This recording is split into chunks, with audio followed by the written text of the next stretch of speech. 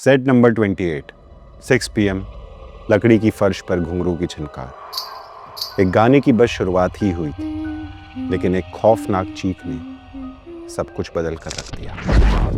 भारत के सबसे मशहूर फिल्म सिटी के कुछ सेट्स सिर्फ फिल्म मेकिंग के लिए नहीं बने। वहां एक सेट ऐसा है जो कहानियां दर्शाता नहीं, छुपा कर रखता है। वो कहानी जो कभी स्क्रीन पर आई ही नहीं। और सेट नंबर 28 उनमें से एक है। रात के समय जब सारा शहर सोया होता है, जब वहां का पूरा क्रू पैकअप कर चुका होता है, तब भी वहां कोई नाचता है, बिना किसी धुन के। पर सबसे डरावनी बात, ये कोई सुनी सुनाई कहानी नहीं है, क्योंकि कैमरा कभी झूठ नहीं बोलता। और कैमरा ने उस डांसर को बहुत बार कैप्चर किया है, जबकि सेट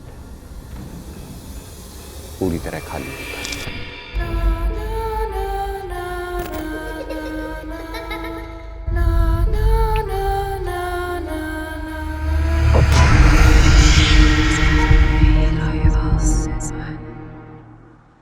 मैं हूं रामाकृष्णा दीक्षित और आज मैं आपको वो कहानी सुनाने जा रहा हूं जो इंतजार कर रही है सिर्फ आपका। उस हादसे के बाद से फिल्म सिटी के टेक्नीशियंस आज भी उसे याद करके कांप जाते हैं। ये कहानी है सेट नंबर 28 की और एक डांसर की। अगर आपको सेट 28 पर घुंघरू की आवाज आए तो समझ लो खतरा आसपास है। 16 जनवरी, एक नए असिस्टेंट डायरेक्टर का पहला दिन। नाम था कबीर। उसके पहले प्रोजेक्ट का मेन लोकेशन था वही सेट नंबर 28। एक बड़ा सा आलीशान महल, ऐसा सेट जहां गाने शूट होते थे। लेकिन जब जब वहां कोई धुन सुनाई देती, कोई और भी वहां जाग जाता है। उस दिन दोपहर तक सब नॉर्मल था। लाइट चेक, कोरियोग्राफर्स, इन सब की भाग दौड़, साउंड चेक और एक्टर्स की रिहर्सल। पर जब रात हुई और क्रू ने पैकअप किया, तब कबीर को एक अजीब सी आवाज सुनाई दी। घुंघरू की झनकार, हल्की सी, दूर से, पर काफी क्लियर। कबीर कंफ्यूज था। उसने सोचा, ये आवाज कैसी? रिहर्सल तो खत्म हो चुकी है। सेट के पीछे कोई नहीं था, लाइट ऑफ, प्रॉप्स कवर्ड, पर फिर भी घुंघरू की झनकार धीरे धीरे नजदीक आ रही थी। और उसके साथ साथ अब कदमों की आहट उस खाली सेट में और भी गहरी होने लगी थी। कबीर ने फ्लैशलाइट निकाली और पीछे मुड़कर देखा, पर वहां कोई नहीं था। लेकिन अचानक उसे एक अजनबी परफ्यूम की खुशबू का एहसास हुआ। वो ऐसी थी मानो जिसमें मिट्टी, पसीना और काजल का दर्द मिला हो। कबीर को वहां कुछ ठीक नहीं लगा और वो तुरंत वहां से निकल गया। और अगली सुबह कबीर ने ये बात अपने सीनियर रघु सर को बताई। वो हंस पड़े और उन्होंने कहा, अरे बेटा, तुम नए हो, रात को हवा चलती है, प्रॉप्स हिलते हैं, सबको ऐसा लगता है।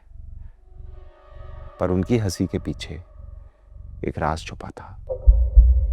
कबीर ने अपनी बात पर जोर दिया। उसने कहा, सर, घुंघरू की आवाज आई थी, क्लियर आई थी।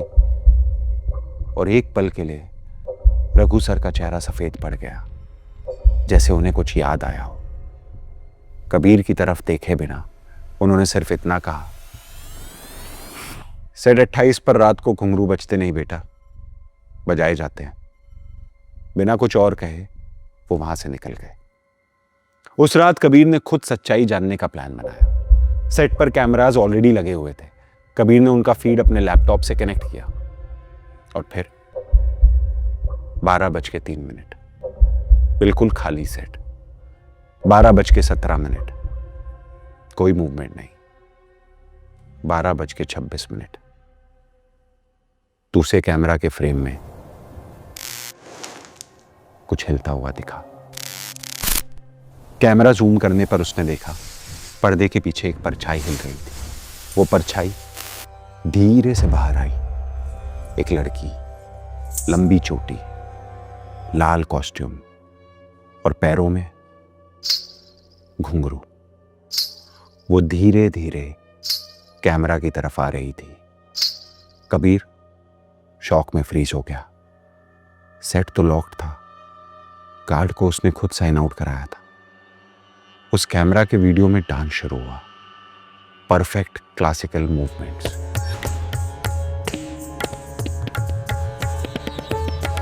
पर एक चीज दिल दहलाने वाली थी, उसका चेहरा बिल्कुल काले साए जैसा था। आंखें नहीं, कोई चेहरे का नक्शा नहीं, सिर्फ और सिर्फ काला अंधेरा। कबीर ने तुरंत कैमरा से ऊपर पर्दे की तरफ देखा, लेकिन वहां उस सेट पर कोई और भी नहीं था। पर उस वीडियो में डांसर अभी भी डांस कर रही थी, लेकिन वो अचानक रुक गई और सीधा कैमरे में घूर कर खड़ी हो गई। उसने धीरे से अपने सर को इस तरह टिल्ट किया जैसे कोई इंसान कभी नहीं कर सकता। अगली सुबह कबीर सीधा डिपार्टमेंट हेड विष्णु के पास पहुंचा। वो 25 साल से उस फिल्म सिटी में काम कर रहे थे। कबीर ने डायरेक्टली पूछा, सर सेट 28 पे कोई डांसर मर चुकी है क्या? विष्णु ने चुपचाप डोर बंद किया और धीरे से कहा, 20 साल पहले एक बहुत बड़ा क्लासिकल डांस शूट हो रहा था। एक डांसर थी, रुक्मणी, परफेक्ट, पैशनेट, और बाकी सबसे थोड़ी सी अलग। सेट 28 उसका स्टेज था। एक रात वहां लाइव शूट में क्राउड के बीच अचानक केओस हुआ। प्रॉप्स गिरे, लाइट्स क्रैश, और लोगों ने वहां भगदड़ मचा दी। सबने सोचा एक्सीडेंट था, पर जो रुक्मणी के साथ हुआ वो कोई एक्सीडेंट नहीं था। लाइट उसके ऊपर गिरने के जस्ट पहले किसी ने उसे पुश किया था, वहीं बिल्कुल उस लाइट के नीचे। कबीर ने तुरंत पूछा, किसी ने? कौन? किसने पुश किया था? विष्णु ने काफी दुख के साथ कहा, वही तो नहीं पता बेटा। सीसीटीवी स्टैटिक हो गया था, बस एक फ्रेम मिली थी। रुक्मणी के पीछे खड़ा एक आदमी जिसका चेहरा ब्लर्ड है, और अगले फ्रेम में रुक्मणी जमीन पर, वो बड़ा सा झूमर उसके ऊपर, और उसी पल रुक्मणी की मौत हो गई। उस रात के बाद से सेट 28 पर कोई भी रिहर्सल देर रात तक अलाउड नहीं थी। कबीर ने विष्णु की पूरी बात सुनी, पर एक बात उसके दिमाग में अटक गई। सीसीटीवी स्टैटिक हो गया था, किसी टेक्निकल ग्लिच की तरह नहीं, जैसे कोई चीज उसके और सच के बीच खड़ी हो। और यही क्यूरोसिटी उसकी सबसे बड़ी गलती थी। कबीर उस रात सेट 28 पर आया, पर इस बार वो डांस फ्लोर पर नहीं गया। वो छुप कर ऊपर चढ़ गया, वहीं जहां से पुरानी लाइट रुक्मणी पर गिरी थी। वहां उसे एक अजीब सी घुटन महसूस होने लगी, और नीचे पूरा सेट उसके सामने खाली, सुनसान। कबीर ने अपना कैमरा सेट किया, माइक ऑन किया और टाइमर ऑन किया। 12:03। कुछ नहीं। 12:17। सेट बिल्कुल स्टिल। 12:26। फिर वही घुंघरू की आवाज, लेकिन उसे वहां स्टेज पर कुछ दिखाई नहीं दिया। वो आवाज बैक स्टेज से आ रही थी। उस समय उस सेट पर उसके अलावा कोई भी नहीं था। वो नीचे उतरकर तुरंत बैक स्टेज की तरफ गया। वहां उसने देखा एक नहीं, 2 औरतें, वही लाल कपड़े, वही श्रृंगार, और दोनों के पैरों में घुंघरू। और तब उसने देखा रुक्मणी का असली चेहरा, बेहद खूबसूरत, और वो उस औरत से मुस्कुराते हुए बात कर रही थी। और जैसे ही रुक्मणी स्टेज पर जाने के लिए मुड़ी, उस औरत ने पीछे से उसके सर पर वार किया। रुक्मणी लड़खड़ाते हुए स्टेज पर पहुंची, बिल्कुल उसी जगह जहां ऊपर झूमर था। वो वहीं बेहोश हो गई और वो झूमर उस पर आ गिरा। कबीर ये देखकर शॉक्ड था। उसने जब उस औरत की तरफ देखा तो उसे दिखाई दिया कि वो औरत ऊपर देखकर मुस्कुरा रही थी, ठीक उस जगह जहां कुछ पल पहले कबीर छुपा हुआ था। उसने मुड़कर ऊपर देखा तो वो हैरान हो गया, क्योंकि वो रस्सी काटने वाला कोई और नहीं, कबीर खुद था। ये देखते ही कबीर ने होश खो दिए। वो समझ नहीं पा रहा था कि ऐसा कैसे हो सकता था। क्या उसका सेट 28 पर आना कोई संजोग था, या उसे यहां बुलाया गया था?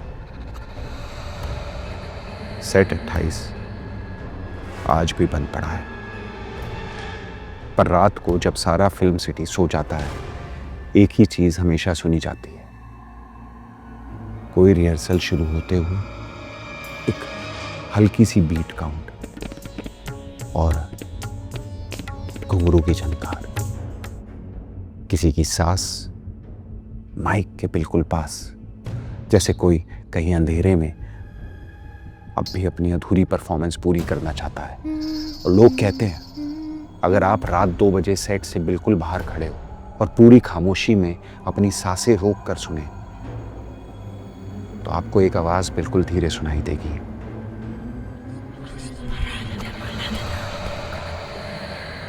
पता नहीं वो रुक्मणी की आवाज है या किसी और की, जो कभी वहां से निकला ही नहीं। पर एक बात सब जानते हैं, सेट नंबर 28 में कोई वापस नहीं जाता, क्योंकि जिन्होंने उस रात की सच्चाई सुनी, उन्होंने कभी दोबारा बात ही नहीं की, बिल्कुल कबीर की तरह। ये कहानी तो यहीं खत्म होती है। अगर आप ऐसी और कहानियां सुनना चाहते हैं तो सब्सक्राइब करें हमारे चैनल को।